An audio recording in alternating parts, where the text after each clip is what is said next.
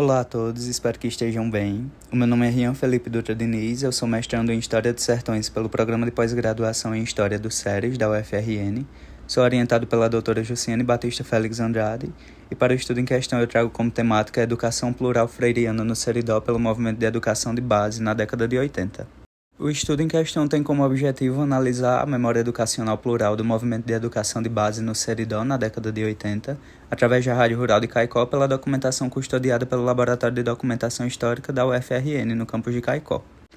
Então, nesse primeiro momento, o estudo sobre a experiência educacional do MEB, do Movimento de Educação de Base, ele contribui para a memória da experiência de formação do conhecimento do homem do campo em seus diversos âmbitos, desde a educação escolar, não a educação mais formativa, visando a alfabetização, a educação para o campo e no campo, também com práticas agrícolas, práticas essenciais para as pessoas que vivem na zona rural, e também voltada à educação cultural, tendo como centro desse cenário a educação sertaneja, a cultura sertaneja, ou como vamos chamar de cultura popular, através das escolas radiofônicas do Seridó Norte Rio-Grandense. Então, no ano de 1961, o MEB é criado pela CNBB, a Conferência Nacional de Bispos do Brasil,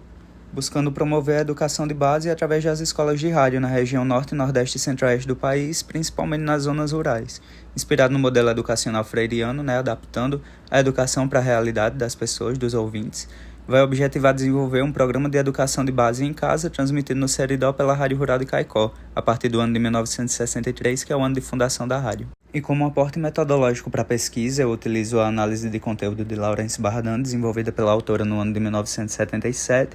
onde ela diz que para o conteúdo ser analisado, para utilizar-se dessa metodologia, seguimos 3 passos. A pré-análise, que consta a leitura flutuante, a escolha dos documentos e a constituição do corpus, onde nesse sentido estaremos utilizando o corpus documental, fontes documentais.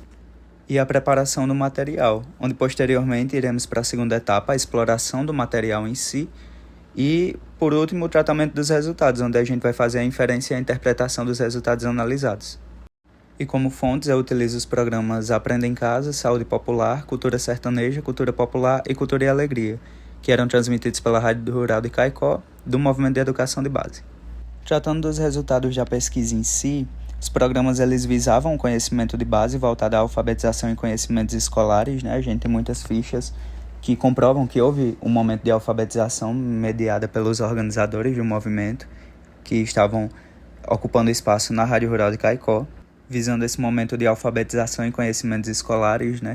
e também as práticas de medicina popular, como plantas e orações. Então era um momento da educação escolar, uma educação mais visando o institucionalizado, e outro momento a gente tinha as práticas populares que eram comuns e intrínsecas ao homem do campo. E quando tratamos dos outros programas voltados à cultura, a gente tem esses programas como um aporte, que vai realizar debates e reflexões acerca da cultura popular sertaneja, que vai ser fomentada ali por debates, por incentivos a produções também, Eles realizam em um primeiro momento os debates e as reflexões essenciais voltadas à cultura sertaneja e os impactos no cenário nacional. Em outro momento eles realizam um incentivo à produção, dos ouvintes, que os ouvintes produzam conteúdo autoral e que isso vai ser exposto na rádio. Consequentemente, fazendo com que um grupo social que foi invisibilizado por muito tempo tenha espaço para expor seus ideais, suas criações, seus produtos, mostrando a riqueza cultural que reside na região.